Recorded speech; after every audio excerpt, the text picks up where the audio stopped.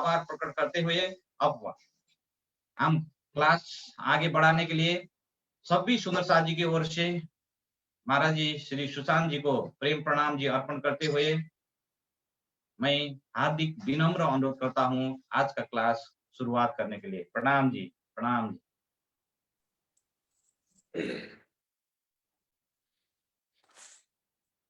बोलो श्री प्राणनाथ प्यारे की जय। सदगुरु महाराज की जय। सर्व सुंदर साथ की। प्रणाम जी सुंदर साथ जी। वे पर अक्षराते धाम धनी की अपार मेहर से संसार में सुख भी आता है और धाम धनी की अपार मेहर से संसार में दुख भी आता है। दुख पनी राज्य को मेहर हो साहिब संकुल हो भी तो दुख आवे तीन, इन दुनिया में चाहकर दुख न लिया किन। आज जो है संसार में बहुत सारे दुखद स्थिति घटनाएं भी हो रही हैं और जगह जगह कोरोना का कहर भी चल रहा है। रामदेव की कृपा से सुंदर सा ज्यादातर सुरक्षित भी है, लेकिन किसी किसी जगह ऐसी घटना भी हुई है, उसका दुख भी है सुंदर साथ को। लेकिन विश्वास मानिए धाम धनी अपने चरणों में आत्म को बुला रहे हैं, तो इसमें कोई दुख की बात भी नहीं है ज्ञान दृष्टि से देखें तो। और खेल आज नहीं तो कल खत्म होगा, नित्य प्रलय भी होगा, होते रहता है रोज। तो संसार में कोई पहले जाता है कोई बाद में जाता है, निमित्त कारण कुछ भी बन जाता है। कोरोना नहीं था तब भी किसी न किसी आकस्मिक घटना से मृत्यु हुआ करती थी, अभी भी थोड़ी बहुत हो जा रही है। तो राज्य के जो लीला दिल में ले रखा है उसको देखना ही पड़ता है। तो सुंदर साथ जी, हमने कल देखा था किस प्रकार श्री देवचंद जी के मन में 11 साल की उम्र में जिज्ञासा हुआ। चौपाई के माध्यम से प्रसंग को आगे बढ़ाएंगे।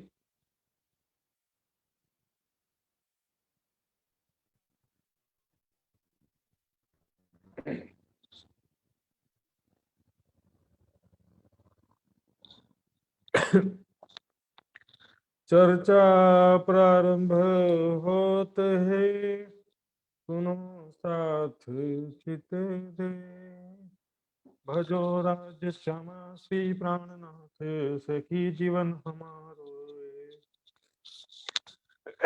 श्री महामति कहे साथ जी, भया चर्चा का बखत, अब तुम सुनियो चित दे, लाल आगे आए बैठे न तखत, लाल आगे आए बैठे न तखत।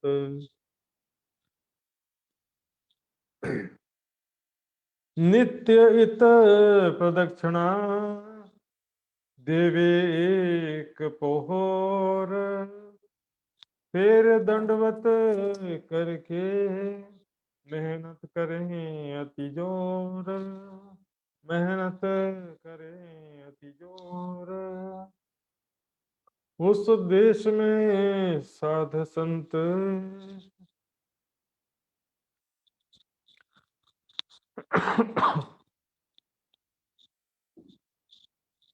उस देश में प्यारे सुंदर साथ जी का समस्त के कोमल नूरी चरणों में प्रेम प्रणाम। कल हमने सुना था किस प्रकार से देवचंद जी के मन में 11 साल की उम्र में जिज्ञासा हुई, मैं कौन, कहां से आया, कहाँ है मेरा भरतार। ये सृष्टि का अनादि प्रश्न है और ये कोई पहली बार प्रश्न तो नहीं, पहली बार प्रश्न हुआ ऐसा तो नहीं है, लेकिन इसका जवाब जो है आज तक कोई नहीं खोज पाया। कबीर जी ने भी प्रश्न किया, ब्रह्मा विष्णु महेश न होता, मूल न होती माया, कहे कबीर तब कोई बताओ जीव कहाँ से आया। इस विषय में हम देखेंगे श्रीमद् भागवत का प्रसंग। एक अमरदास नाम का बच्चा था, अमरदास नाम का बालक थी, अपनी माता जी से पूछता है कि माता, जब तुम्हारी शादी हुई थी मैं कहाँ था। जब तुम्हारी शादी हुई थी तो मैं कहाँ था? माता कहती है कि उस समय तुम्हारा जन्म हुआ ही नहीं था, उस समय तुम्हारा जन्म नहीं हुआ था। तो जिस नौशाद जी, बच्चों लोग के प्रश्न बड़े अटपटे होते हैं। फिर दोबारा बच्चे ने कहा, भले तुम्हारी कोख से मेरा जन्म नहीं हुआ था, लेकिन कहाँ था मैं? कहीं ना कहीं तो रहूंगा ना, क्योंकि आत्मा जन्मती है ना, मरती कहा गया है। तो भले तुम्हारी कोख से जन्म नहीं लिया था, लेकिन कहीं तो कहीं रहा होऊंगा मैं। तो मैं कहाँ था? इसी बात को जो है कबीर जी प्रश्न करते हैं कि ब्रह्मा विष्णु महेश ना होता, मूल ना होती माया, तब कोई कहे कबीर, तब कोई बताओ जीव कहाँ से आया।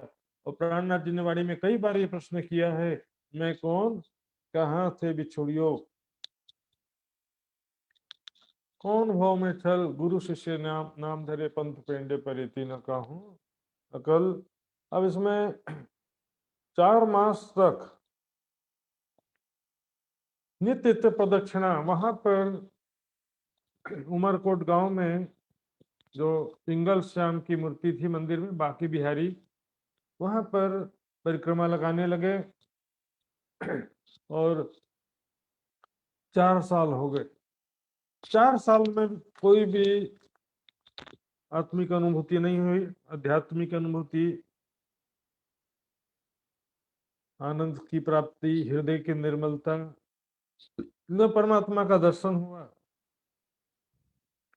तो 4 साल 4 साल बीत गए इस तरह से। अब यहाँ पर देखेंगे, उस देश में साध संत, अब उस देश में साधु संत आवत नहीं कोई। यहाँ पर साधु संत की आवश्यकता क्यों महसूस हुई? क्योंकि अब देवचंद जी के मन में विचार आने लगा कि मैं तो 4 साल बीत गया परिक्रमा लगाते लगाते, और अब बिना ज्ञान के इस तरह से, बिना गुरु के मार्गदर्शन के, बिना ज्ञान के भक्ति साधना तपस्या करते रहना, हो सकता है कि सारी भक्ति साधना तपस्या निरर्थक चले जाए। क्योंकि ग्रंथों में लिखा है सुंदर साथ जी, ज्ञान से मुक्ति होना लिखा है, मात्र तपस्या से, मात्र साधना से मुक्ति होना नहीं लिखा है। ऋते ज्ञानातना मुक्ति। यहाँ पर हम देखेंगे सुंदर साथ जी वाणी में भी प्राणनाथ जी ने क्या कहा। चलिए देखिए, बिना ज्ञान के भक्ति अंधभक्ति होता है। देवचंद जी ने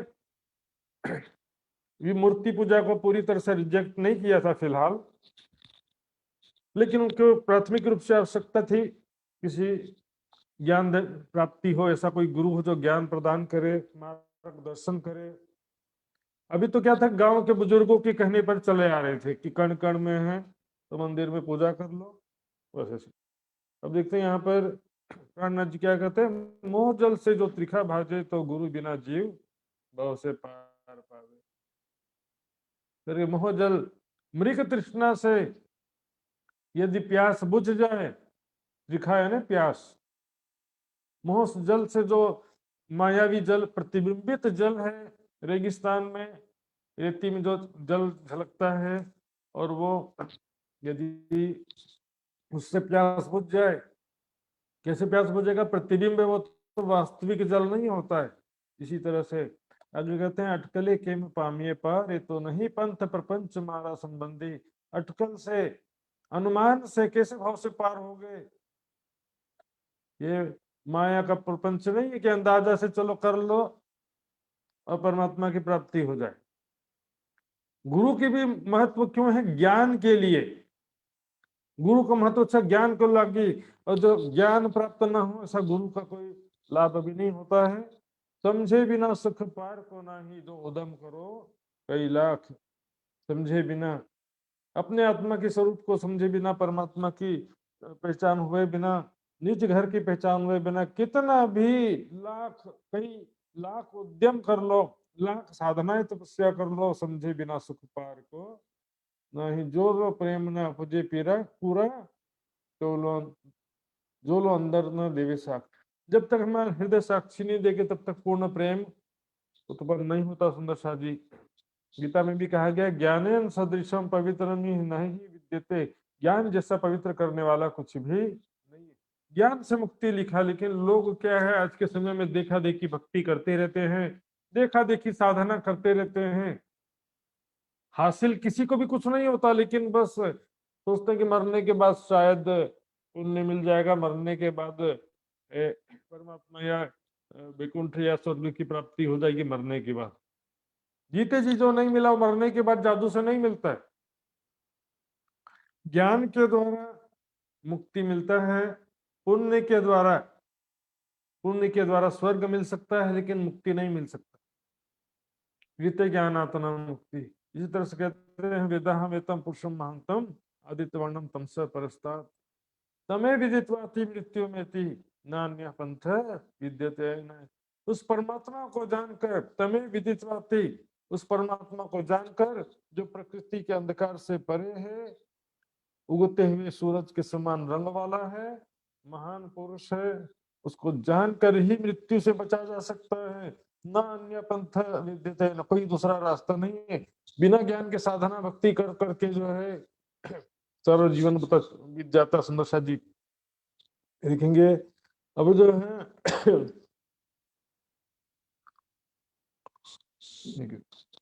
गुरु जो है, ज्ञान के लिए गुरु का महत्व है।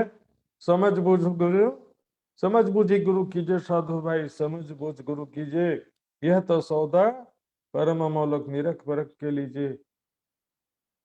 गुरु के बिना, सदगुरु के बिना भाव से पार नहीं हो सकते। लेकिन और हम देखते हैं किस प्रकार जो समाज में वाणी में लिखा है, आज की स्थिति के कारण सदगुरु क्यों पाइए कुली में भेखे बिगाड़ियों बैराग। सदगुरु कलयुग में कैसे प्राप्त किया जाए? वेशभूषा, दाढ़ी, जटा, माला, ये सब दिखावे ने सत्य को ढाप दिया, सदगुरु की पहचान ढाप दिया। भेखे बिगाड़ियों बैराग, ढिम्बक आइए दुनिया ले डबोई, बाहर शीतल माहे आग। इसलिए सदगुरु की खोज करनी पड़ती है। खोज बड़ी संसार तुम खोजो साधो, खोज बड़ी संसार, खोजत खोजत सदगुरु पाइए, सदगुरु संग कहता आगे। और बहुत सारी पहचान लिखी है सदगुरु की, लेकिन वो सब अभी मेन जो विषय है।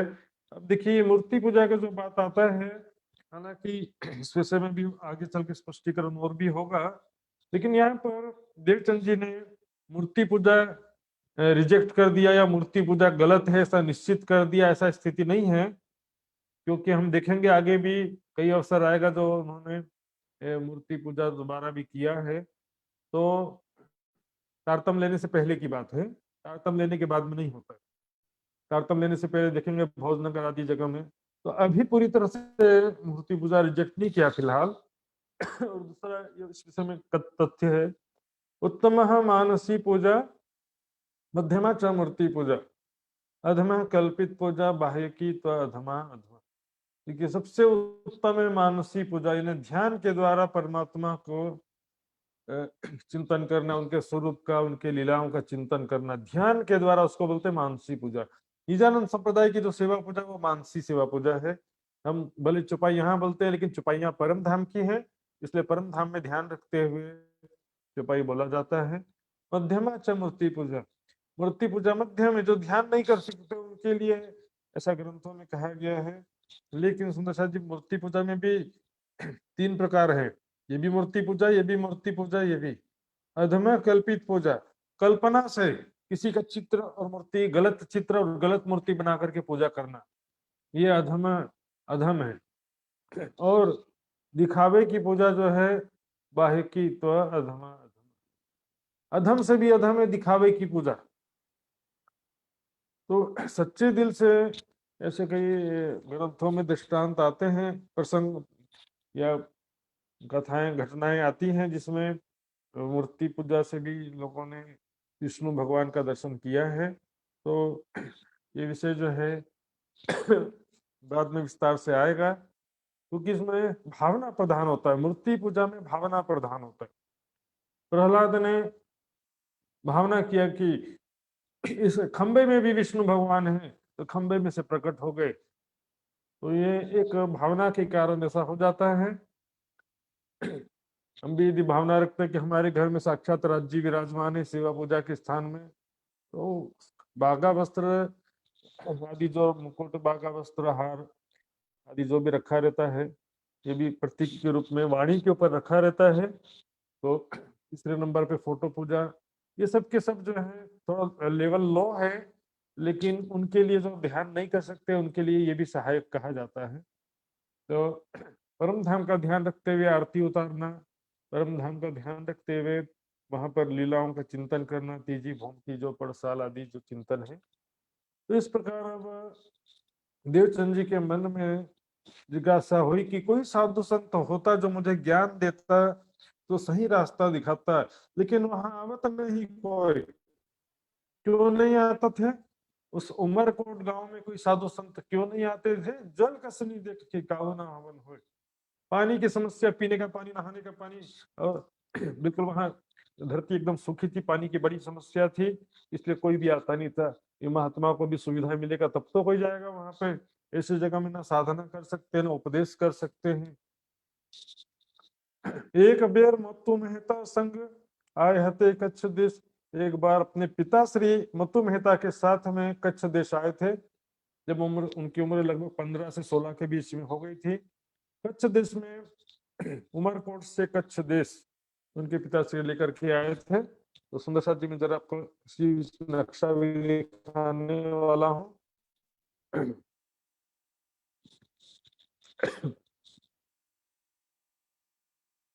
ये देखिए सुंदर साथ जी कहाँ पर उमरकोट है, और ये देखिए ये है उमरकोट, ये लिखा है उमरकोट, जो कि अभी पाकिस्तान में चला गया। उस समय भारत पाकिस्तान एक थे। ये राजस्थान का एरिया है, और ये है यहाँ से गुजरात। तो ये उमरकोट है, और यहाँ पर ये है कच्छ। बीच में कच्छ का रण बोलते हैं, यहाँ बहुत बड़ा रेगिस्तान है। तो यहाँ कच्छ देश में यहाँ पर यहाँ से चल के आना पड़ता था, उमरकोट और कच्छ देश।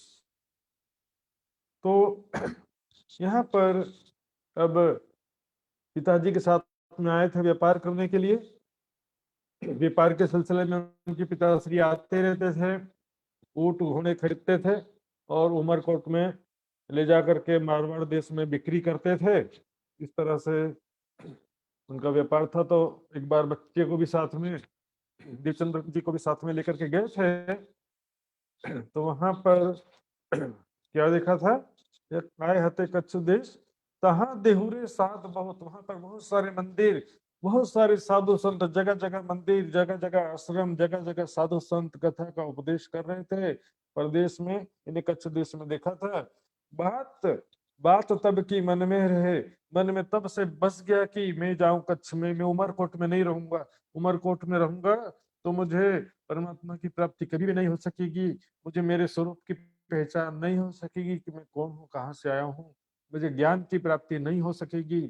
तब कहाँ जाए कि खोज करो, पाओ परमेश्वर तीन से। बोलो श्री प्राणनाथ प्यारे की जय। सुंदर सा ध्यान दीजिए, इधर से स्पष्ट हो गया है कि वहां जाके मैं खोज करूंगा सत्य ज्ञान का, सत्य परमात्मा की खोज करूंगा। और सत्य ज्ञान प्राप्ति के लिए गुरु की भी खोज होता है। पाऊं परमेश्वर तीन से, उससे अपने आत्मा के प्रीतम परमात्मा की पहचान करूंगा, उनका ज्ञान प्राप्त करूंगा और उनकी प्राप्ति करूंगा। घर में खटपट रहे, मन में रहे वैराग। घर में, घर में खटपट, घर वाले बोलते हैं कैसा दूसरे बच्चे सब खेल रहे हैं, दूसरे बच्चे सब टीवी देख रहे हैं। उस समय नहीं था, अभी के हिसाब से बता रहा हूँ मैं। तो अभी क्या होता है, दो बच्चे होते हैं, युवा होते हैं, खेलते रहते हैं दिन भर, मोबाइल में टीवी में कार्टून देखेंगे दिन भर, और कुछ स्वादिष्ट भोजन, और कोई ठेला वाला गया तो मिठाई खा लेंगे, पानी पूरी खा लेंगे। और इस तरह से जो है, उस समय भी अपना मनोरंजन का साधन तो होता रहा होगा कुछ ना कुछ भी। तो मन में रहे वैराग, यही बता रहा था सुंदर साथ जी, वैराग ये अत्यंत जरूरी है। वैराग का मतलब है संसारिक सुखों की कोई भी चाहना नहीं होना, केवल आत्मा की तड़प हो। मन में केवल भव से पार होने की इच्छा हो, आत्म कल्याण की या जन्म मृत्यु के चक्र से छुटकारा पाने की इच्छा हो, दुनिया से बैठ रहे दुनिया के जो मायावी इच्छाओं से युक्त लोग हैं उनसे भी दुश्मनी का भाव रहता है। ये पता नहीं आ गए, फिर मुझे संसार की बातें करेंगे मेरे साथ में, फिर बोलेंगे चलो मिठाई खाते हैं, बोलेंगे ये तो घूमने चलते हैं, ऐसा बोलेंगे, दुनिया की तरफ खींचेंगे हमको। ऐसे लोगों को देख करके आगे प्रसंग आएगा किस तरह से महाराज ठाकुर जो है दूसरी तरफ मुख कर लेते थे ऐसे लोगों को देखकर। उन्हें देखे लगे आगे इनको ऐसे संसारिक इच्छाओं से युक्त लोगों को देख करके मन में बड़ा वैराग्य की अग्नि जलती थी। ऐसे कहाँ ये सब लोग सामने आ जाते, बार बार मुझे डिस्टर्ब करने के लिए, मेरे मन की शांति को भंग करने के लिए आ जाते, मुझे दुखी करने के लिए आ जाते हैं ऐसे लोग। देश सिखापन बहुत तक कर कर थके सबको, माता पिता उनको समझाने का बहुत प्रयास किए, बेटा ये तो भक्ति भजन तो बुढ़ापे में करना चाहिए, अभी तो खेलने खाने का उम्र है, मौज मस्ती करने का समय है, आज जवानी पर इतराने वाले कल पछताएगा, चढ़ता सूरज धीरे धीरे ढलता है, ढल जाएगा। सुंदर सा जी, बच्चे युवा आज जो है माता पिता जो अपने बच्चों को नरक में डाल रहे हैं, माता पिता बच्चों को नरक में डाल रहे हैं वास्तविकता में, जो ना समझ माता पिता बच्चों को बस अनेक सुख और देने के लिए सारा सुविधा सुख देते हैं और बाजार से खरीद खरीद के फास्ट फूड खाने के लिए देते हैं। सुंदर सा जी सोचते हैं हमने बच्चे को मैं सुख प्रदान कर रहा हूँ, लेकिन बच्चों को सुख प्रदान नहीं करते हैं, जहर खिलाते हैं, बाजार के packaged food, fast food, junk food और कचौड़ी पूड़ी, काम करने में आलसी करते हैं, बच्चों को टिफिन में बाजार से भुजिया खरीद के गाठिया खरीद के दे देते हैं। सुंदर साथ जी ये बिल्कुल भी उचित नहीं है। बच्चों का भविष्य सोच करके टीवी मोबाइल ये सबसे परहेज करवाइए, बच्चों को सेवा पूजा करवाइए, राज्य की वाणी पढ़ने के लिए प्रेरित करिए और खाने में अच्छी चीजें खिलाइए, आसन प्राणायाम करना क्या सिखाइए, जल्दी उठ करके सेवा पूजा नहाना धोना करना सिखाइए। अब थक गए सब लोग समझा समझा करके, लेकिन देवचंद जी समझे नहीं, ये फिराए ज्यों फिरे कहे समझावे सोए। सब लोग समझाने का बहुत प्रयास किए ताकि इसका मन वैराग्य से हट जाए और सामान्य दूसरे बच्चों के समान खाने पीने लगे, लेकिन नहीं समझे। देवचंद जी कहाँ समझेंगे, देवचंद जी थोड़ी कोई गलत थे, लेकिन गलत जो होता है वो अपने आप को समझ सच सत्य समझ रहे हैं, और तुम्हें कुंवर भाई अपने आप को सही समझ रहे थे, इसलिए उनको समझाने का प्रयास कर रहे थे। श्री देवचंद जी के मन में जाओ कहूँ विदेश, श्री देवचंद जी के मन में था कि मैं कच्छ देश जाता हूँ, वहां जाकर के बहुत साधु संत हैं, उनसे मैं ज्ञान चर्चा सुनूंगा और आत्मा के लक्ष्य को प्राप्त करूंगा। तहाँ जाए के खोज करो कोई मोहे दे उपदेश। देख रहे हैं सुंदर साथ जी, स्पष्ट है इससे, मूर्ति पूजा करना है कि नहीं करना इसका भी इतना मैटर या समझदारी नहीं थी उनकी, और उसका भी एक लेवल है। एक होता है ओरिजिनल बिल्कुल जैसा है वैसी मूर्ति बनाना, और एक होता है काल्पनिक मूर्ति बनाना।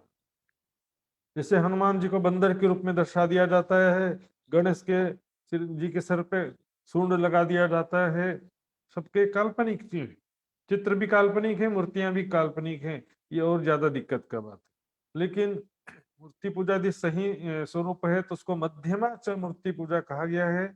लेकिन वो ऐसे लोगों के लिए जिनके बस की बात नहीं है, राज्य का चिंतन ध्यान करना उनके बस की बात नहीं है, ऐसे परमात्मा का ध्यान करना ऐसे लोगों के लिए कलयुग में कुछ लोगों ने ऐसा रास्ता दिखाया उनको। और इसमें मैंने बताया कि भावना प्रधान होता है, भावना की वजह से, सच्ची भावना है तो वो कण कण में भी भगवान, संसार में विष्णु भगवान का दर्शन हुआ है लोगों को। तो आगे देखते हैं, तहाँ जाके खोज करो कोई मोहे दे उपदेश। देवचंद जी की भावना है कि मुझे ज्ञान सत्संग सुनना है, कोई मुझे उपदेश करे, मुझे सत्य की पहचान करे, मेरा मार्गदर्शन करे, बिना ज्ञान के, बिना किसी संत के गुरु के निर्देश के, बिना इसी तरह से अंधभक्ति करते हुए और परिक्रमा करते हुए मेरा सारा जीवन व्यर्थ ना चला जाए। पूछत फिरे सब ठौरों कोई मुझे बतावे राह, पूछत फिरे सब ठौरों कोई मुझे बतावे राह। सब जगह उमरकोट गांव में जो भी बुजुर्ग बड़े लोग थे उन सबसे पूछते हैं, तो एक मुझे तरीका बताओ कैसे मैं कच्छ जाऊं, कच्छ जाने का रास्ता बताओ, कोई ऐसी परिस्थिति शर्तें, कोई तरीका बताओ जिससे मैं कच्छ जा सकूं। माता पिता से गुप्त रूप से दूसरे लोगों से पूछते थे। यह समय राजा उमरकोट का ताको वजीर जाए था। श्री देवचंद जी को पता चला इस समय कि उमरकोट का जो राजा था, उस राजा का जो वजीर था, वजीर कच्छ देश जाने वाला है। राजा का वजीर कच्छ देश जाने वाला है। क्यों?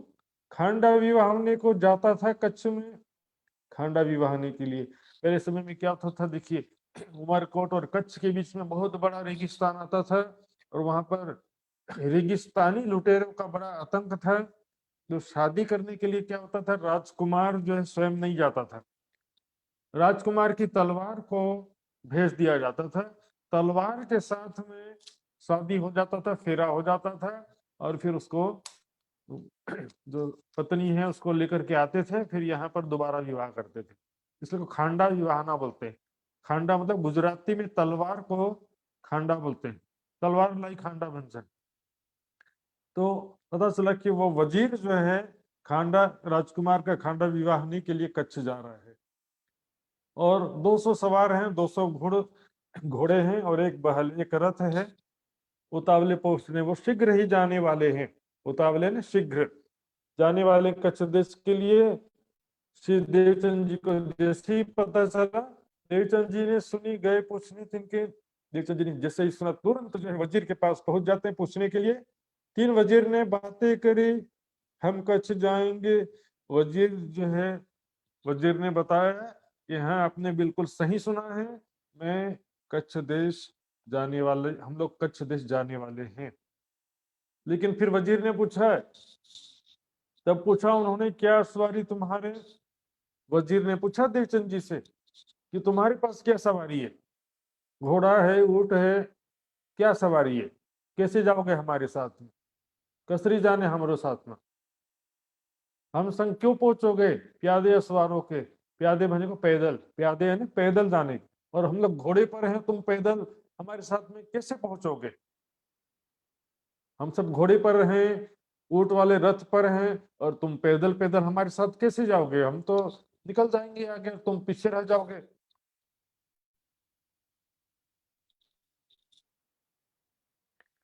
तब कहा देवचंद जी हम चले आवेंगे। देवचंद जी कहते हमारी चिंता मत करो, हम तो आ जाएंगे बस। अब यह बच्चा जो है, देवचंद जी मात्र 16 साल के लगभग हुए हैं, और क्या करें कि हम तो बस चले आएंगे, मतलब बिना सोचे जाना है, संबंध निश्चित कर लिया, कैसे भी करके जाना है। वो वास्तविकता विचार नहीं कर रहे हैं कि रास्ते में तकलीफ हो जाएगा कि क्या होगा। ये दीवानी जैसी स्थिति, वैराग्य में भी दीवानगी आ जाता है, जाना ही है बस, रास्ते में जो होगा देखा जाएगा। तब उन्होंने वर्जे जिन आओ संग हमारे, तो विजिट ने मना किया कि हमारे साथ में नहीं आना। वर्जे ने मना किया, जिन आओ संग हमारे, हमारे साथ में नहीं आना, क्योंकि ऐसे नहीं जा सकते तुम, हम घोड़े पर तुम पैदल में, दिस इज नॉट पॉसिबल, इस तरह से बिल्कुल भी नहीं चलेगा। तो तब श्री देवचंद जी विचारिया, मैं काहे पूछूं इन्हें। श्री देवचंद जी ने विचार किया, देवचंद जी ने, कि मैं इनसे काहे के लिए पूछ रहा हूँ, जब मुझे अपने पैरों पर ही चल के जाना है, और ये कोई घोड़े पर तो बैठाने वाले हैं नहीं मुझे, तो पैदल ही जाना है, तो पीछे पीछे दौड़ते हुए चले जाऊंगा मैं। इनसे पूछने की या अनुमति लेने की, परमिशन लेने की क्या जरूरत है। पीछे चला जाऊंगा अपने पांव से, पीछे दौड़ते हुए, अपने पैरों से दौड़ते हुए चले जाऊंगा, इनसे पूछने की जरूरत नहीं है। घर आए जाए के साज को, घरों जाए के साज को राह की लेने लगे। अब रास्ते की तैयारी शुरू करने लगे, रास्ते के लिए जो जो आवश्यक सामान है सब पैकिंग करना शुरू कर दिया। सामान पैकिंग करना पड़ता ना यात्रा में, तो सारे सामान क्या क्या जरूरत पड़ेगा रास्ते में, बोले एक थाली रख लो, कटोरा रख लो, लोहंडा यानी कड़ाही रख लो, एक लोटा भी रख लो पानी पीने के लिए, एक नीमचा कमर को और कपड़े पहनन के। एक नीमचा यानी कमर में बांधने का जो कपड़ा होता है उसको नीमचा बोलते हैं, कमर बंद। क्योंकि कमर बांध लेने से क्या होता है कि चलने में दौड़ने में सुविधा होता है। और कपड़े पहनने के लिए एक दो जोड़ी एक्स्ट्रा रख लिए। बकुचा बांध तैयार भय, और बकुचा यानी कि छोटी सी तलवार कमर में बांध लिया, रास्ते में के लुटेरे उटेरे आ गए तो काम आएगा करके। खर्ची बांधी तिन में, खर्ची ने खर्चे के लिए पैसे, खर्चे के लिए पैसे सिक्के वगैरह रख लिए। ले प्रसाद पौढ़ रहे, अब दोपहर का खाना खा करके, क्योंकि बारात शाम को जाने वाली थी, 4 साढ़े 4 बजे निकलने वाली थी, 4:30 बजे, तो दोपहर का भोजन करके वो थोड़ा देर लेट जाता हूँ, विश्राम कर लेता हूँ, सोचते हैं पिछला दिन रह घड़ी 4, शाम को 4:30 बजे का समय रहे, 4 घड़ी बाकी होना, 4 घड़ी यानी 1.5 घंटा, 6 बजने के लिए, दिन पूरा होने के लिए 1.5 घंटा बाकी था, 4:30 बजे का समय हो गया था। वे 7 सवार भय, वजीर और उनके साथी तैयार हो गए, घोड़ों पर सवार हो गए, रथ पे सवार हो गए, जाने के लिए सारे तैयार हो गए। और ये करने लगे विचार। देवचंद जी जैसे निकलने के लिए किए, माता पिता दोनों सामने बैठे। अब देवचंद जी बोले कैसे निकलूं, घर से कोई बता के तो जा नहीं रहे थे, भाग करके जाना था, तो भाग करके जब जाना है तो फिर सामने भी आ जाएंगे तो भागने थोड़ी देंगे। कमर बांधते बांधते कछु ढील हो गई, तो कुछ देरी हो गया देवचंद जी को निकलते निकलते। वे अस्वार अधिक गए, ये पीछे चले जाए तीत, घोड़े पे जो सवार थे वे चले गए। वजीर और उनके साथी जो है निकल गए, गांव से प्रस्थान कर गए। अब ये घर से जब निकले तो देखते हैं वो सामने रेती का पूरा हवा में जो रेती एक दीवार के जैसे उछल करके रेती उछल रहा था, पूरा दूर से दिखाई दे रहा था कि वहां पर जरूर इन लोग जा रहे हैं, और घोड़ों के दौड़ने से ये रेती हवा में उड़ रही है, तो हवा में रेती उड़ते हुए दिखाई दे रहा था दूर से। ये बस चलिए अति उतावले, बस उनको देख करके दौड़ने लगे। वो तो निकल चुके थे ऑलरेडी, आगे निकल चुके थे, और देवचंद जी ऑलरेडी पीछे रह चुके थे, पहले ही पीछे हो गए। वो घोड़े पर, ये पैदल, साथ में रहते तो भी पीछे हो जाते थे, लेकिन पहले ही पीछे हो गए। चले अति उतावले मन में पहुंचो धाय, आप देखा ना ताओ, मन में कुछ विचार नहीं किया, मैं तो नहीं जा पाऊंगा, नहीं उनको पकड़ पाऊंगा, बस मुझे जाना ही है, परमात्मा की प्राप्ति के लिए, ज्ञान प्राप्त करने के लिए मुझे जाना ही होगा। और वो निकल गए, मन में पहुंचो धाय, दौड़ने लगे।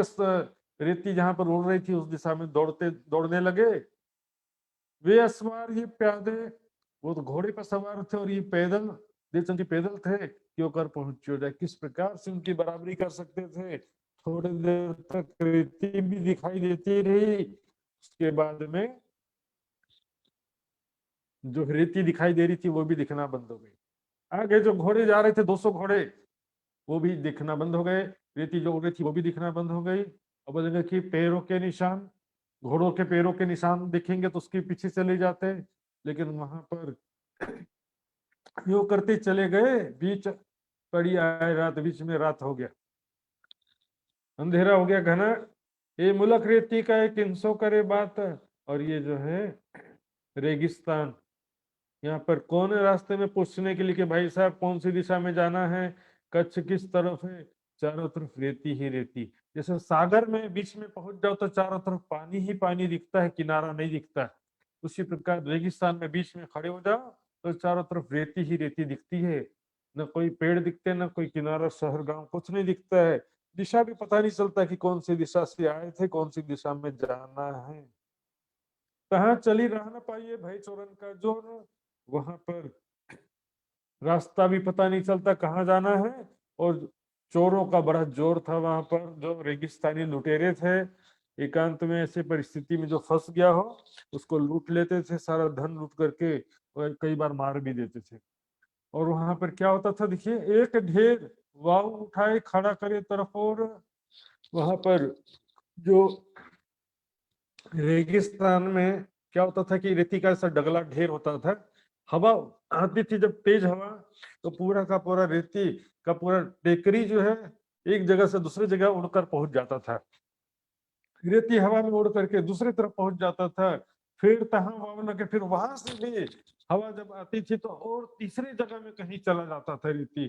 तो रास्ते में बोलेंगे कि तो रेती का टेकरी था या रेती का डगला था बीच में कहीं पर, तो वहां पर वापस देखते हुए वापस भी चले जाए, नहीं, बदल गया उसका ठिकाना।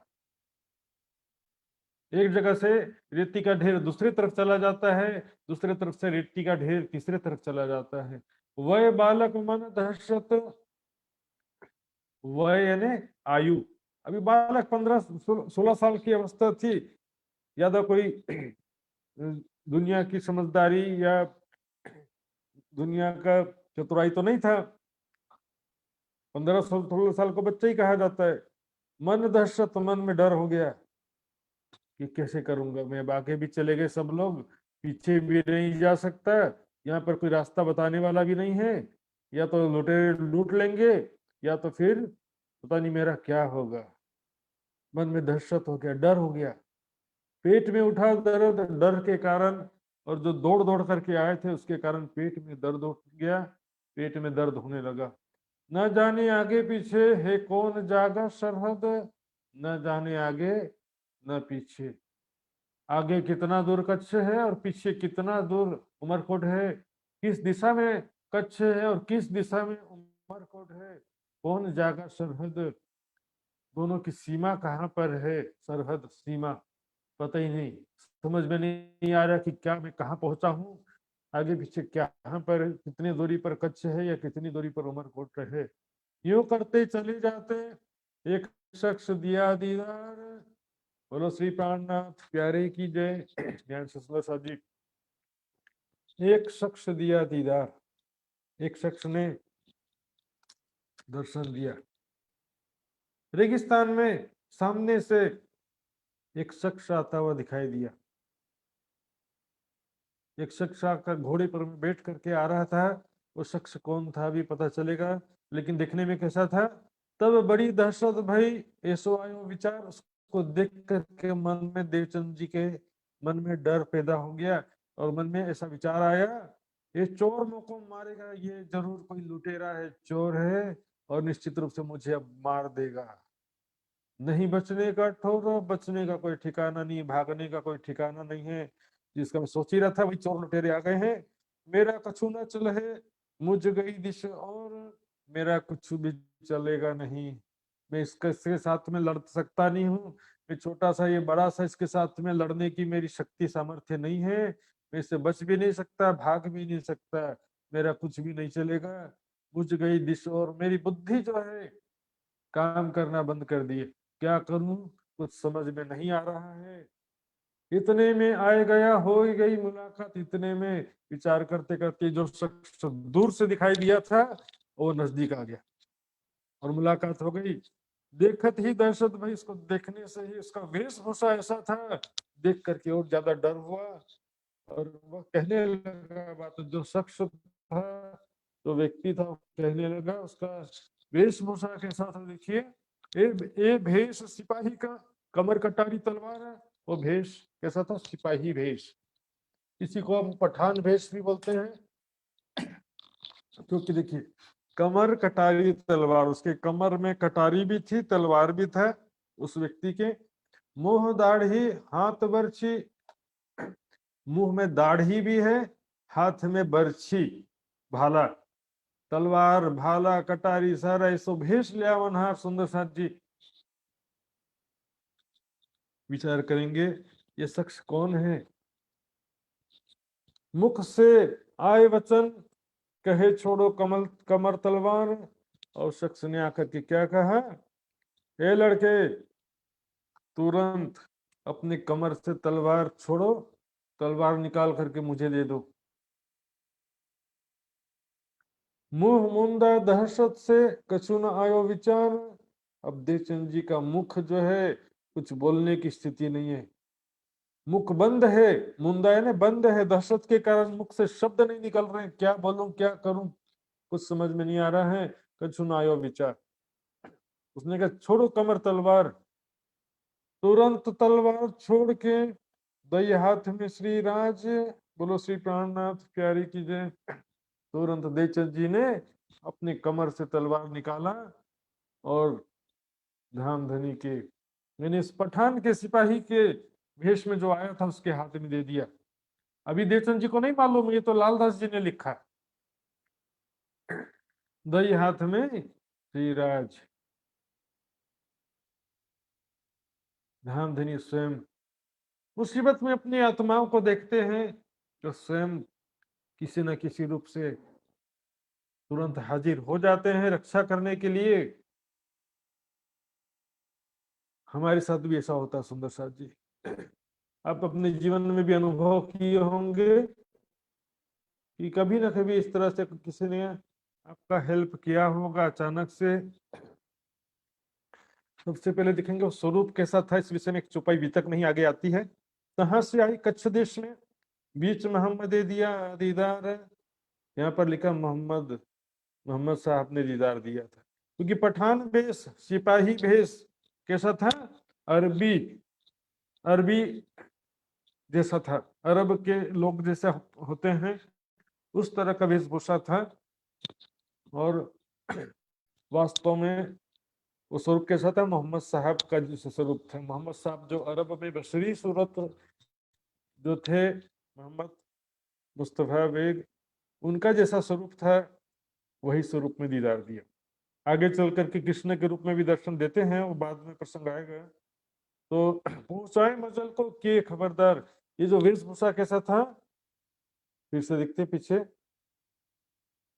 है ना, ये भेष सिपाही का, कमर कटारी तलवार, मोह दाढ़ी हाथ बरछी सो भेष ल्यावन।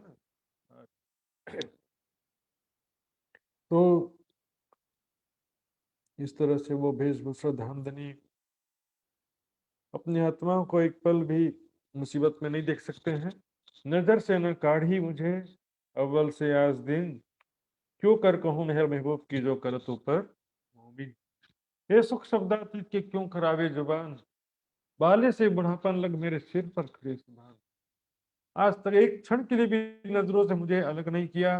बराबर जैसे माता पिता, बच्चा खेल रहा है सामने, माता पिता उनका ध्यान वहीं लगा रहता है बच्चे की तरफ। बच्चा जैसे ही रोना शुरू करेगा, गिरेगा, तुरंत दौड़ते हुए माता पिता आ जाएंगे।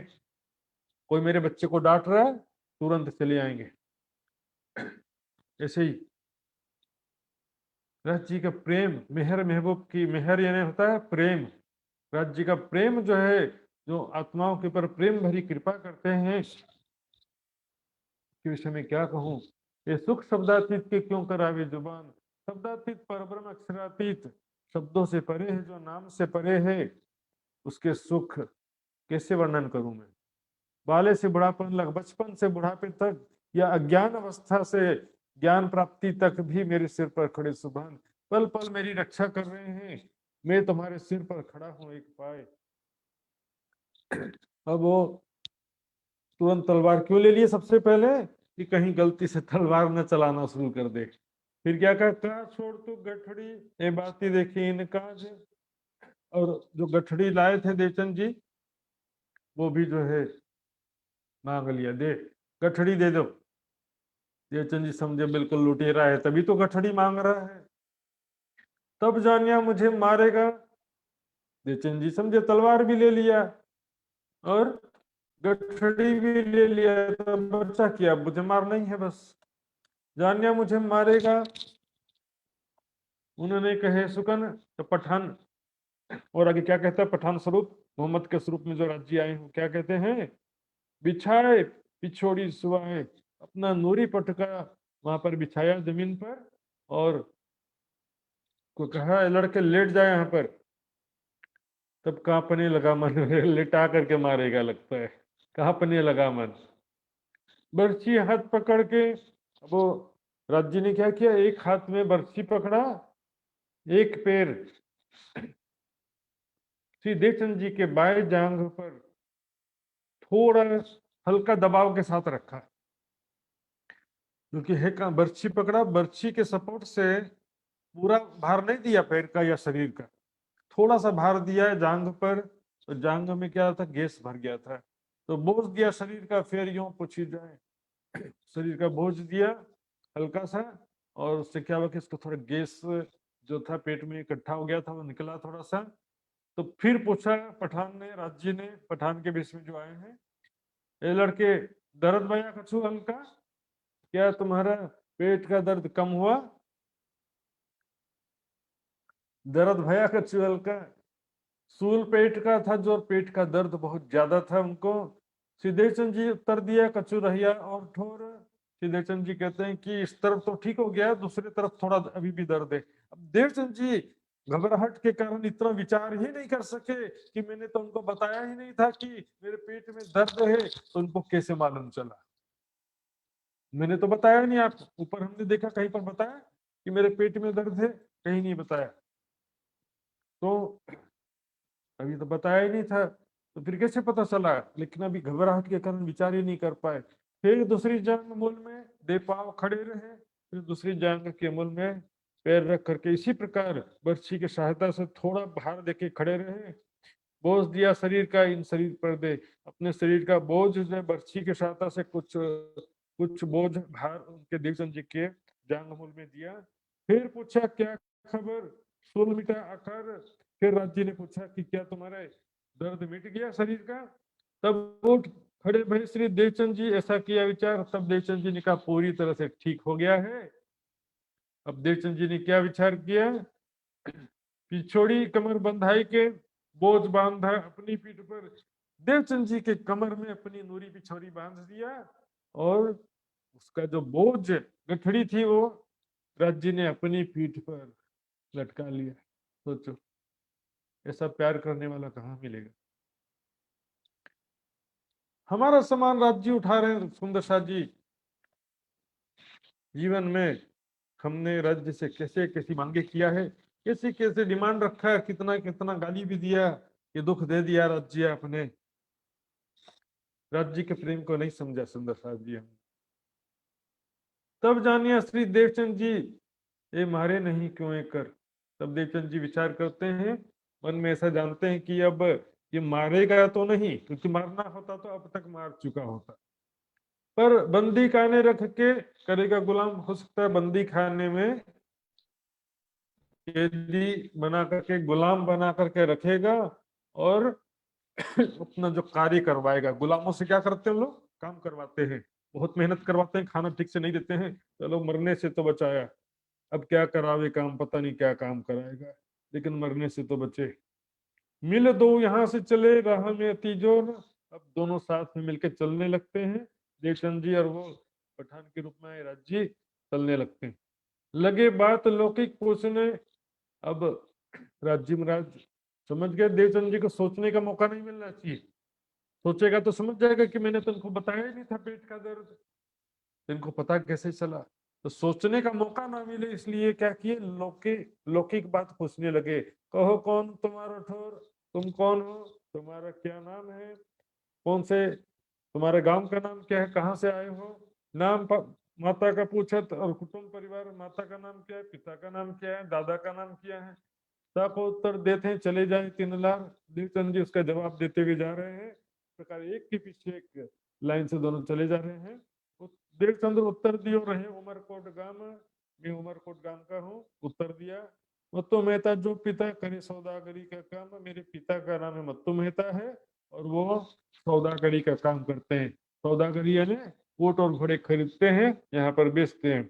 फिर खबर देश की पूछने लगे सुकन, अब फिर से राज्य महाराज पूछने लगे कि वहाँ उमरकोट गांव में, मारवाड़ देश में कैसी स्थिति है, वहाँ के लोग कैसे हैं, गरीब हैं, अमीर हैं, सुखी हैं, कैसा स्वभाव है, कौन राजा तुम देश को ताको कैसे चलन, वहां का राजा, तुम्हारे देश का राजा कौन है, उसका व्यवहार कैसा है प्रजा के प्रति, प्रजा के लिए अच्छा व्यवहार करता है या प्रजा के प्रति खराब करता है, कौन वजीर ताके रहे, उनके वजीर का नाम क्या है, मंत्री का नाम क्या है, क्यों कर चलत व्यवहार, वो किस तरह से व्यवहार करता है, किस तरह से प्रजा का ख्याल रखता है कि नहीं रखता है।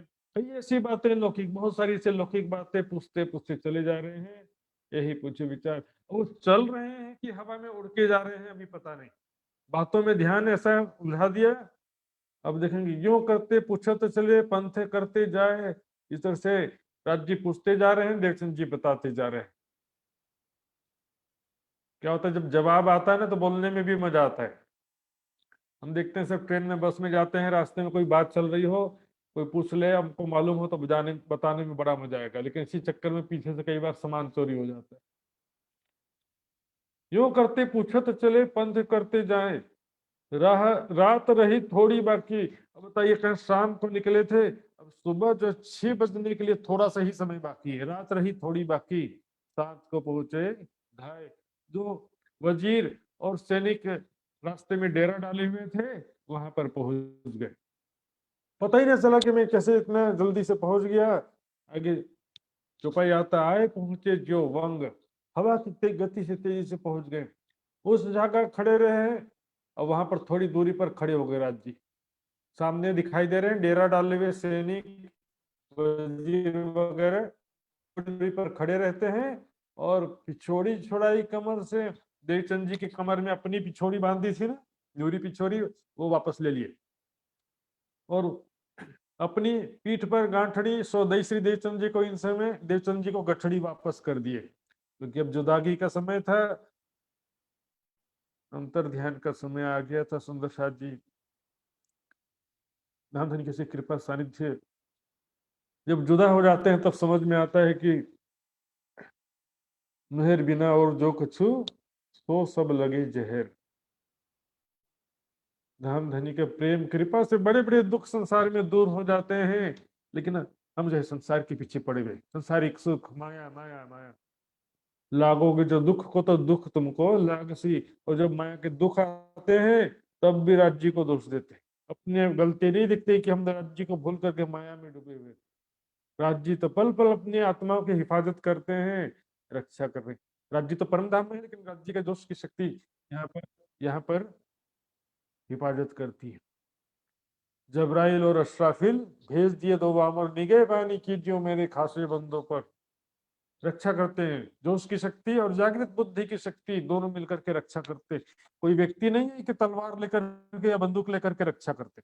निगहबानी करना यानी हिफाजत करना, नजर में रखना, इसी को कहा गया नजर से न काढ़ी मुझे।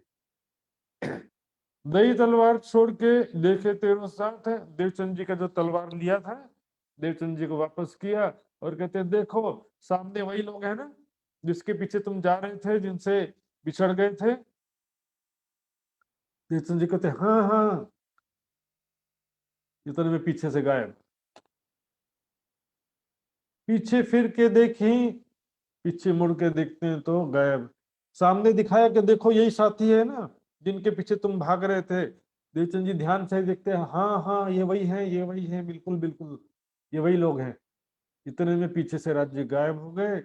मेरा किन्ने पकड़ा था हाथ, मेरा किसने आके हाथ पकड़ा था, किसने मेरी मुसीबत में रक्षा की, मुझे मंजिल तक किसने पहुंचाया। इस तरह से अब तो रोने के सिवा और कोई बात था ही नहीं, कोई रास्ता नहीं बचा था रोने विलाप करने के सिवा। वहां तो कछु ना देख ही, कौन कहाँ गयो, एह कौन था कहाँ चला गया। सब जगह देखा, नहीं दिखाई दिए। समझ गए ए तहकीक मेरा खावंद, ये निश्चित रूप से मेरे प्राण प्रीतम, मेरे आत्मा के प्रीतम थे। अब क्यों विलाप याद करते हैं, चलो मेरे पेट का दर्द भी ठीक कर दिया। पेट का दर्द ठीक कर दिया, मुझे रेगिस्तान में रास्ता बताया, मंजिल पर पहुंचा दिया। मैं जिनके लिए निकला हूं खोज के लिए, जिनको पाने के लिए। शाह जी बहुत रोते हैं कि मेरे सामने आए थे लेकिन मैं उनको पहचान नहीं पाया। फिर कहता विचारिया, मेरे तो हैं सिर पर। फिर मन में विचार करते हैं और निश्चित करते हैं, चलो अभी तो अदृश्य हो गए, मेरे नजरों से ओझल हो गए, लेकिन एक बात तो निश्चित है कि वो पल पल मेरे साथ है, मेरे सिर पर। सिर पर खड़ा होने का मतलब सिर पे खड़ा होना नहीं होता है, यानी कि पल पल अपनी नजर में रखे हुए हैं, पल पल मेरी हिफाजत करने के लिए तत्पर हैं। और वो हर पल मेरी हिफाजत करेंगे। धाम धनी प्रीतम राज जी महाराज, उस समय राज्य नहीं मालूम था, लेकिन मेरे आत्मा के जो प्रीतम है वो हर पल मेरे साथ में मेरी हिफाजत करने के लिए मेरे साथ में, जहां कहूं मैं डरा हूं ये छोड़े नहीं, क्योंकि जहां कहीं भी मैं जाऊंगा वो कभी भी मुझे अकेला नहीं छोड़ने वाले हैं। ये तो तहकीक हुआ धनी है मेरे हाजिर, ये निश्चित हो गया मन में, और इससे मन में थोड़ा शांति हुआ कि चलो अदृश्य तो हो गए लेकिन पल पल मेरे साथ में है, ये बात निश्चित होता है। भले अब कहाँ जाएंगे, खोज ले इन पर, अब कहाँ जाएंगे, कब तक अदृश्य होंगे। मैं अपनी साधना से, भक्ति से उनको प्रकट करूंगा, परमात्मा को खोज के रहूंगा उनको मैं, मेरे साथ है पल पल, इतना तो निश्चित हो गया। अब वो तब सन्मुख चले साथ को आवत रोके तीन, तब वो चलते हैं, आगे बढ़ते हैं। जहां पर सैनिकों ने डेरा डाला हुआ था वजीर ने, तो वहां पर जाते समय सैनिकों ने उनको रोक दिया। रुको, तुम कौन हो, क्या नाम है, कहाँ से आ रहे हो, यहाँ पर कौन है, कहाँ आवत, तुम कौन हो, कहाँ से आए हो, यहाँ रेगिस्तान में कहाँ से आ गए। तो बताया नाम श्री देवचंद जी लिया इन, मेरा नाम देवचंद्र जी है। तब ले चले सिरदार पे, देवचंद जी ने बताया कि मैं भी उमरकोट से आपके पीछे पीछे आया हूँ। तो सिरदार यानी वजीर, उनका जो मुखिया था, वजीर मंत्री के पास में ले गए। उनने पूछे सुकन, उसने पूछा देवचंद जी से, तुम क्यों आए, हमको मिले, बड़ा अचरज भयो मन, तुम कैसे आ गए आखिर, हम जब निकले थे तुम तो आसपास भी नहीं थे, हम घोड़े में थे, तुम पैदल थे, पैदल हो, तो फिर कैसे पहुंचे। बड़ो अचरज भयो मन, मन में बड़ा आश्चर्य हुआ कि तुम कैसे आए, यहाँ तक कैसे पहुंच गए, उमरकोट से यहाँ तक कैसे पहुंच गए, क्यों कर राह पाई तुम, क्यों पहुंचे अस्वारो संग, किस तरह से तुमको रास्ता मिला, कैसे, हम तो घोड़े पर अस्वार थे, घुड़सवार घुड़सवारी करते हुए आए हैं, तुम हमारी बराबरी कैसे कर लिए, हम तो बस अभी पहुंचे हैं और अभी भी थोड़ी देर हुआ है यहाँ पर डेरा डाले हुए, बल्कि अभी भी टेंट लगा रहे हैं कुछ लोग, और कुछ लोग खाना बनाने के लिए आग जला रहे हैं, ऐसी स्थिति है। तब जवाब श्री देवचंद जी दिया, आए चले जैसे वंग। अब देवचंद जी क्या बताते, ये तो देखो आत्मा का अनुभव, अनावश्यक किसी को बताते रहना नहीं चाहिए, नहीं तो क्या होता है, जो परमात्मा की कृपा हो रही है वो कृपा रुक जाती है। नाम के लिए, प्रसिद्धि के लिए, सबके सामने बड़ा बनने के लिए, हर किसी को अपना कृपा को, राज्य की जो कृपा हुई है, जो आपने कुछ राज्य का अनुभव किया है, तो हर किसी को नहीं बताना चाहिए। उतारे जैसे हवा की गति से मैं आ गया, सुंदर साथ जी, वास्तविकता यही थी, हवा की गति से ही आए थे, लेकिन जी महाराज की कृपा से हवा की गति से जैसे उड़ते हुए आ गए, हवा में उड़ते हुए आ गए, इस तरह से पैदल चल के आए, तुम्हारे पीछे चले आए, कदमों पर धरे कदम। अब रास्ता तो दिखा नहीं था, रेगिस्तान में रास्ता कहाँ, रास्ते में कदमों का निशान कहाँ बचता है, रेती हवा चलती तो सब बराबर हो जाता है, पर यहाँ पर झूठ कह दिया। किस लिए झूठ कहा, सांसारिक स्वार्थ के लिए नहीं कहा, यहाँ पर धोखाधड़ी करने के लिए झूठ बोलते हैं लोग, यहाँ पर उसकी बात नहीं है, ये तो अपना अनुभव, राज्य की कृपा को छिपाने के लिए बोला था।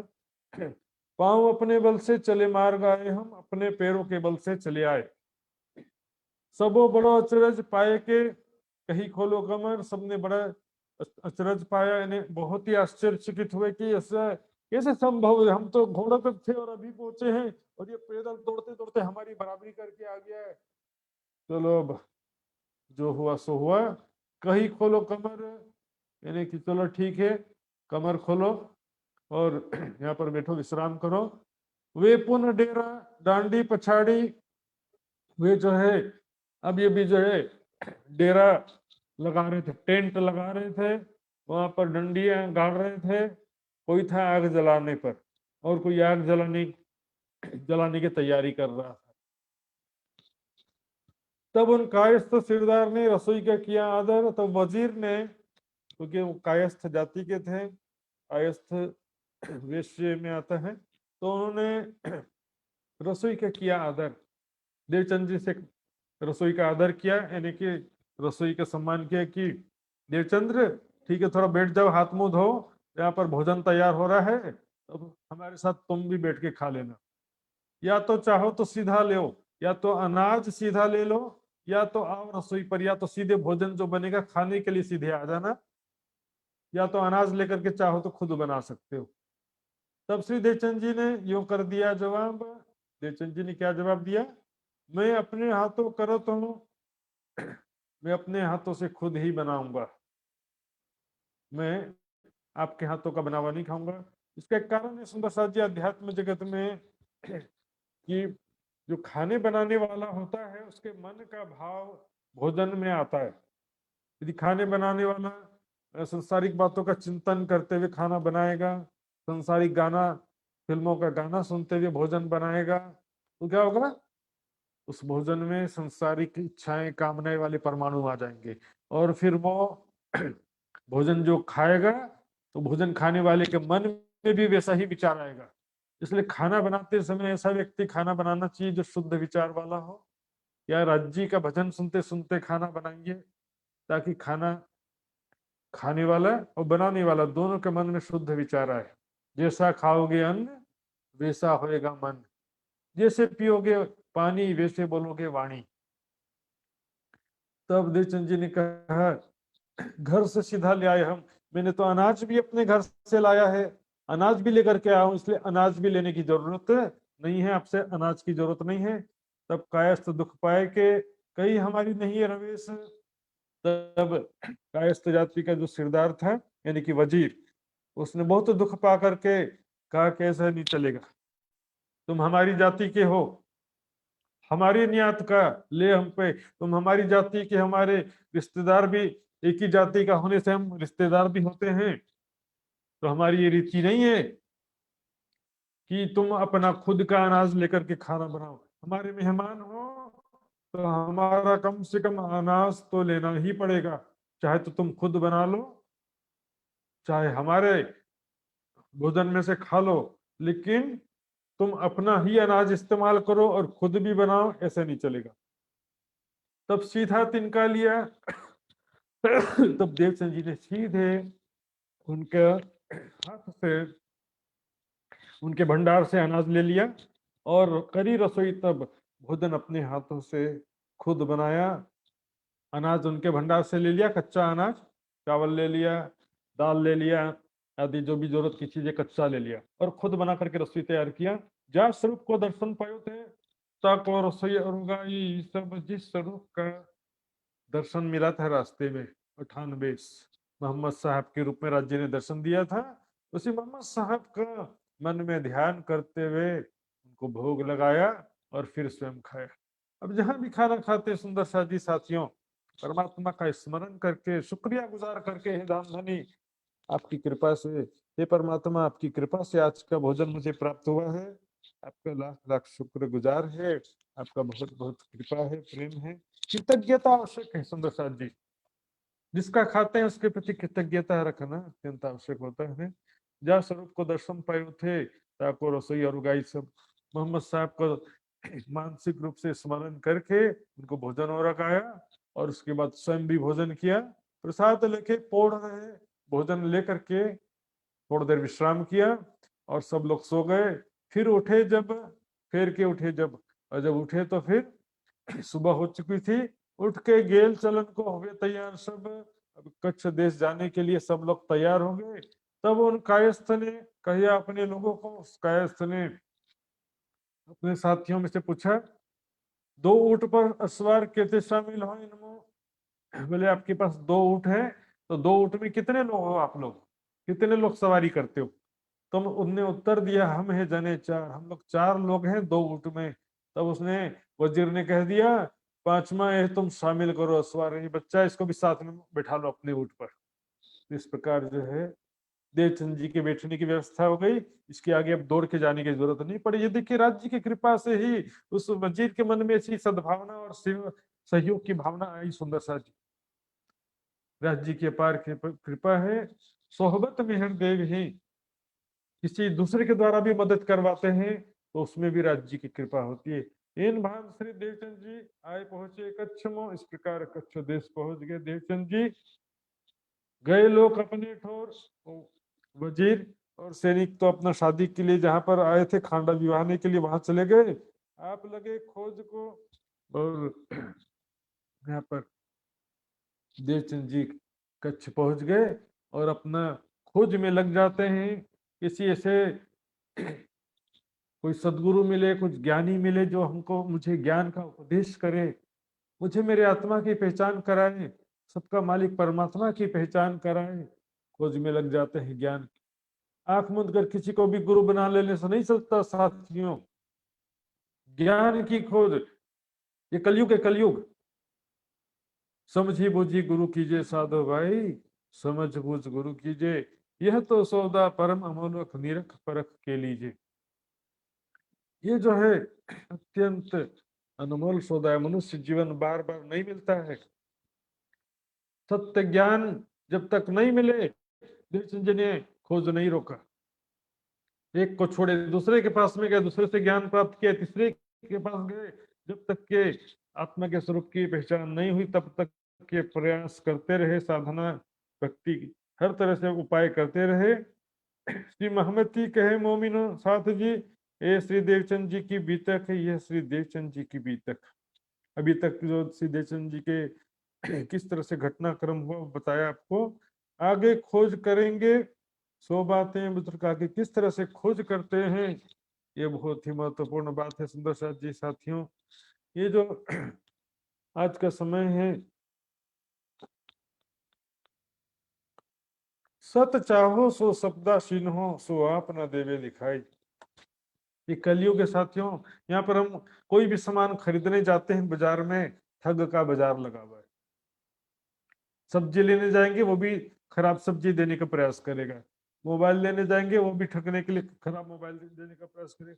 खरा चाहिए खरीदार, समझदार खरीदार चाहिए, जागो ग्राहक जागो।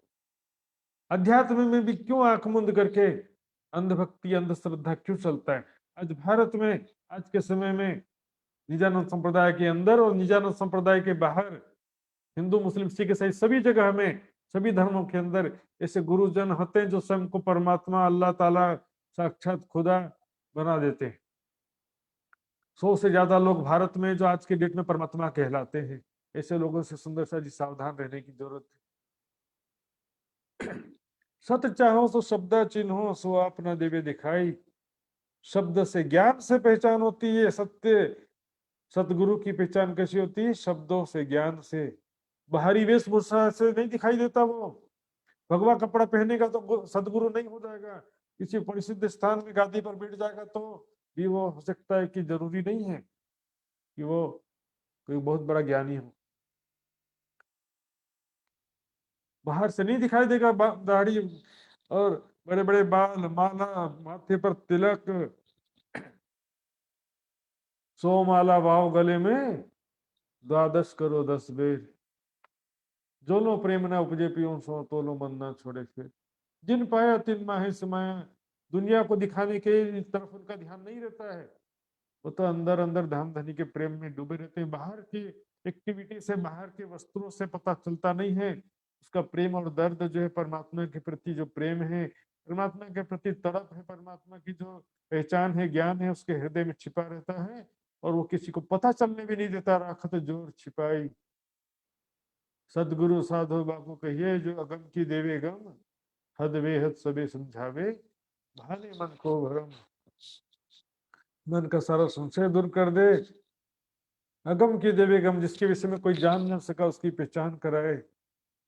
सारी दुनिया जो चली जा रही है उनको, दुनिया वालों को खुश करने के लिए दुनिया की भाषा बोलने वाला सदगुरु नहीं है जो सत्य की पहचान कराए। तो सुंदर साहब जी, अब यहाँ पर थोड़ा सा समय बचा तो था, लेकिन फिर अभी प्रश्न दूसरा शुरू हो रहा है, तो ये विस्तार से कल फिर से समझेंगे आगे का प्रश्न।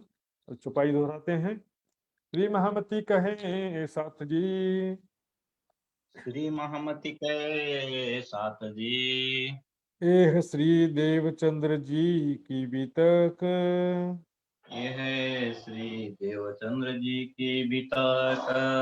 आगे खोज करेंगे, आगे खोज करेंगे।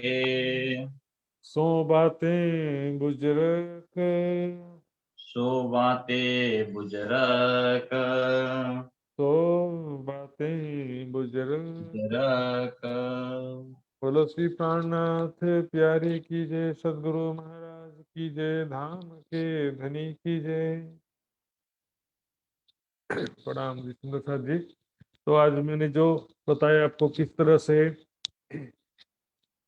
तो 4 साल परिक्रमा करने के पश्चात मन में संतुष्टि नहीं हुई, आत्मिक अनुभूति, हृदय की निर्मलता, प्रेम, आनंद, दर्शन कुछ तो प्राप्त होना चाहिए। जब साधना कर रहे हैं तो उसका रिजल्ट कुछ भी ना मिले तो निराशा होता है। तो सत्य ज्ञान की खोज में, सदगुरु की खोज में निकल पड़ते हैं। किस तरह से रास्ते में राज जी ने दर्शन दिया और उनको मंजिल तक पहुंचाए, हमने समझाता है। आज से हर एक दिन कम से कम 50 से लेकर के 75 चौपाई हर दिन करना पड़ेगा सुंदर साथ जी, तब जाकर के टारगेट होगा। और प्रसंगात्मक चौपाइयाँ हो जाती हैं, उसमें कोई दिक्कत नहीं होता है। तो सुंदर साथ जी आज मैंने जो भी बताया उसके विषय में सुंदर साथ जो भी चाहे, जिनको भी जिज्ञासा हो प्रश्न कर सकते हैं।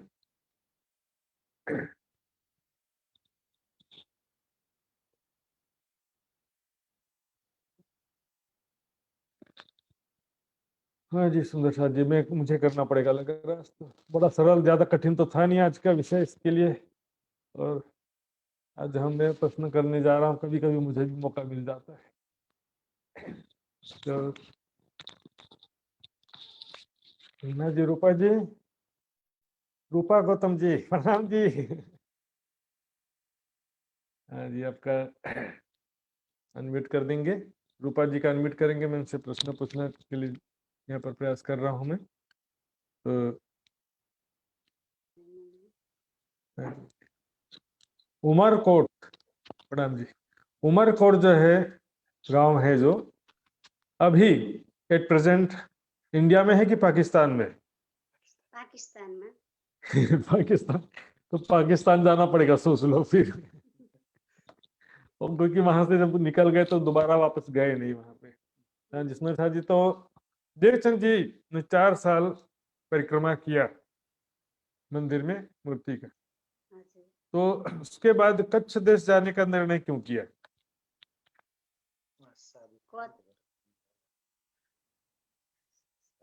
उसका कच्छ देश साधु सन्तबाट केही उहाँले अब केही जिज्ञासा परमात्मालाई पाउनको लागि जानुभएको खोजको लागि नै जानुभयो उहाँ, साधु सन्तको खोज। हजुर, जो जिज्ञासा हुआ था ना, मैं कौन, हजुर कहाँ से आई है, कहाँ मेरा बढ़ता है, ये 3 चीजें ही अनादि प्रश्न है। इसी का खोज के लिए कोई हजुर साधु संत मुझे ज्ञान उपदेश करे, मुझे पहचान कराए या मार्गदर्शन करे, कम से कम कैसे साधना करूं तो मुझे पता चलेगा, कुछ तो बताए। इसलिए हजुर वो जाने का प्रयास करते हैं। आपने सही हजुर जवाब दिया, लेकिन डिस्क्रिप्शन करना और थोड़ा नेपाली हिंदी भाषा का हो गया। तो सुंदर साथ जी नेपाली में ही जवाब दे सकते हैं, जो नेपाली भाषा जिनका अच्छा है। आगे सुंदर साथ जी, और मैं अब दूसरे सुंदर साथ से प्रश्न करूंगा। हाँ जी।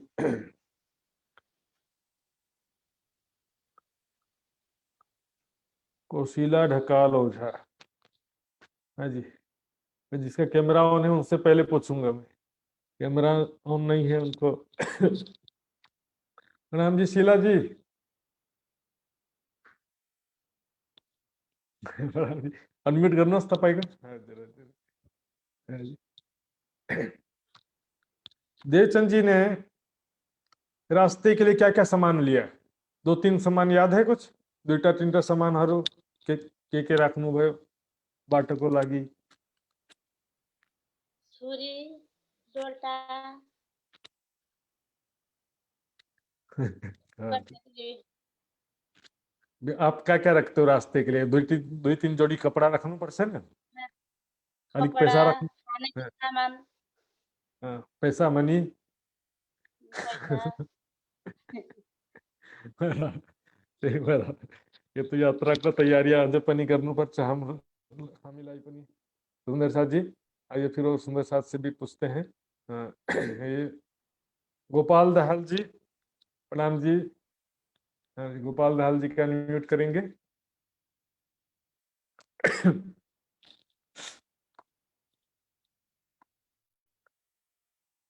अनम्यूट गर्नुहोस्, तपाईँ अनम्यूट गर्नुको प्रयास गर्नु।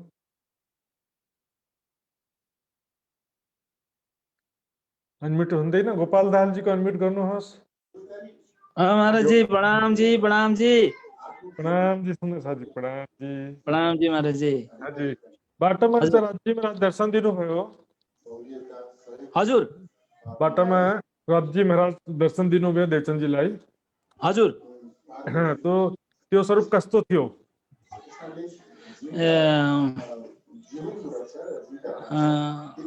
हातमा बर्छी लिएको महाराज जी। हजुर, हातमा बर्छी लिएको एउटा कुरा थियो। सिपाही भेषमा महाराज जी।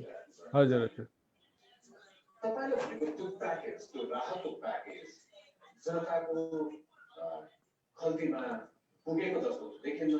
और क्या था? दाढ़ी। हजुर हजुर, दाढ़ी। अपने बर्छी कमर में के थियो? कमरमा वो लगाएको नाम आएन। कटारी। सिपाहीको भेषमा त्यो भेषभूषामा थियो महाराज। कटारी तलवार, कमरमा कटारी तलवार थियो। कटारी तलवार हो महाराज जी। हजुर, त्यसको विषयमा वितकमा अगाडि के लेख्नु भएको छ? कसले दिदार दिनुभयो? सिपाही भेषमा दर्शन दिनुभयो। हजुर, यहाँ यता त सिपाही भेष लेखेको छ, वितकमा अगाडिको प्रकरणमा लेखेको छ कसले दिदार दिनु। मैले चौपाई दिखाएँ नि। हजुर,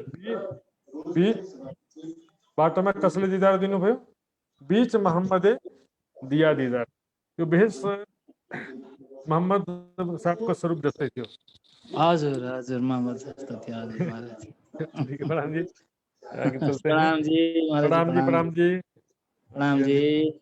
सुंदर साहब जी किसने कैमरा ऑन है पहले देखते हैं। अभी दुर्गा देवी जी, प्रणाम जी।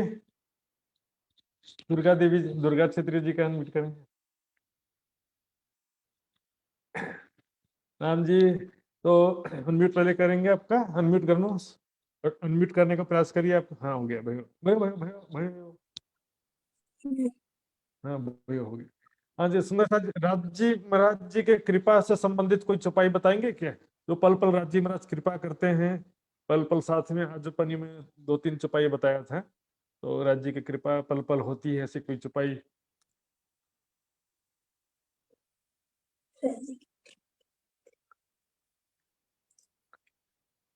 जब देवचंद्र जी महाराज जा रहे थे तो रास्ते में महाराज जो सिपाही के भेष में दर्शन दिए, मोहम्मद दीदार। तब जब जानु भएको थियो तब देवचन्द्र जी महाराजलाई पछाडि थाहा भयो कि मलाई राज्यले मलाई जसलाई मैले खोजिरहेको छु, जिसको मैं खोज रही हूँ वो मेरे साथ पल पल है, क्योंकि वहाँ उनको उस रास्ता से, इतना कठिन रास्ता से जब पहुंचा दिया बराती के साथ में, तो उनका साथ पल पल जो जिसको ढूंढ रहे थे वो मेरे साथ पल पल है, तो उनको पता चल गया है। हाँ, चौपाई में ने बोला, चौपाई जैसे नजर से ना काढ़ी मुझे अबला इस दिन से। हाँ, अव्वल से आज दिन। चौपाई पनि एउटा दुईटा याद राख्नुपर्छ सुन्दर साथ जी। इसमें व्हाट्सएप में राख्छु, डेली राख्दैछु म। तो सबै सुन्दर साथ केवल एग्जाम को पेपर मात्र को ध्यान में राख्नु, प्रसंगलाई याद गर्नु, चौपाईलाई याद गर्नु, प्रमाणहरूलाई याद गर्नुपर्छ। तो चौपाई क्या है? नजर से ना काढ़ी मुझे अव्वल से आज दिन, क्यों कर कहूँ मेहर महबूब की जो करत ऊपर मोमिन। आज सुंदर साथ जी चौपाई। जी सीता जी कनाडा से कैमरा ऑन करेंगे यदि ऑनलाइन है तो। थोड़ा सा सुंदर साथ जी से भी, विदेश सुंदर साथ से भी पूछने का प्रयास कर रहा हूँ। महाराज जी।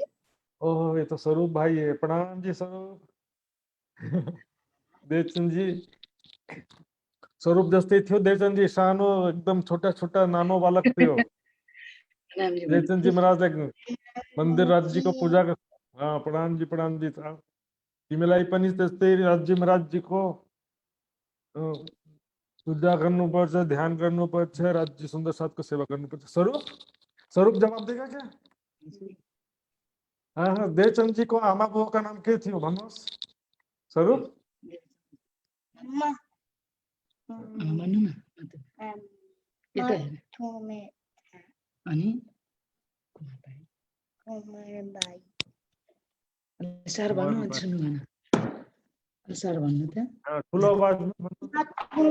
कुमार भाई वाह वाह, कमाल कर दी वाह वाह, वेरी गुड। प्रणाम जी, प्रणाम जी। क्या रे, वेरी गुड सुंदर साथ जी। हाँ जी। ऐसे तो राज जी में देखो, बच्चों को भी अच्छे संस्कार देने के लिए कितना मेहनत करना पड़ता है। वो तो कोई कोई होते हैं देवचंद जी जैसे, जो माता पिता के बिना भी राज्य की भावना जन्म से ही होती है, पिछले जन्म का कुछ या आत्मा का जो अंकुर होता है। तो सुंदर साथ जी और इंद्रावती जी से तो मैं पूछने का ध्यान करता ही नहीं हूँ मैं, क्योंकि बोले वो तो मेरे से पूछ लेंगी, गड़बड़ हो जाएगा। तो सुंदर साथ जी अब बस मैं यहीं पर विराम देता हूँ, बाकी प्रश्न क्विज के लिए बचा के रखा हुआ हूँ मैं। तो अब मैं निजानंद युवा परिषद के आदरणीय अध्यक्ष, हाँ, मीरा जी का पूछना है कि मीरा भट्टराय, यदि उनका पूछना हो तो अनम्यूट कर देंगे। हाथ खड़ा किया है तो उनको भी चांस दिया जाता है। मीरा भट्टराय नेपाल लिखे कुछ है, मीरा भट्टराय, उनको यदि पूछना हो तो उनका अनम्यूट करके एक बार देख लेते हैं। और गलती से हाथ दब गया हो तो बात अलग है। मीरा जी, मीरा भट्टराय नेपाल, सुंदर साथ जी यदि अनम्यूट करिए यदि आप कुछ पूछना चाहते हैं तो। प्रणाम जी, प्रणाम प्रणाम जी, प्रणाम जी। हजुर सोध्नुहोस्, के पनि सोध्नुहोस् छ। नहीं, क्या पूछूं, अभी तो कुछ सोची भी नहीं क्या पूछना है। आप लोग की बात से सुन रही हूँ। अच्छा अच्छा अच्छा अच्छा, नहीं ठीक है, मैं सोचा वो हाथ रेजेंट हुआ था ना, कोई बात नहीं, ठीक है। अच्छा प्रणाम जी, ठीक है, ओके, प्रणाम जी। आगे से आदरणीय लक्ष्मण जी कार्यक्रम की रूपरेखा को आगे बढ़ाएंगे, और सभी सुंदर साथ आदरणीय लक्ष्मण जी, रूपक जी और ज्ञानू जी, घले जी, सभी युवा परिषद के कर्मठ सुंदर साथ के चरणों में कोटान कोट प्रणाम जी। आगे लक्ष्मण जी। प्रणाम जी महाराज जी, प्रणाम जी। बोलो प्रणाम। श्री प्राणनाथ प्यारे की जय, सतगुरु महाराज की जय। बहुत बहुत आभार प्रकट करता हूँ महाराज जी सुशांत जी के प्रति, सुंदर साथ जी। आज के प्रसंग में देवचंद्र जी के कच्छ का प्रसंग रहा सुंदर साथ जी, और मोहम्मद दिया दीदार।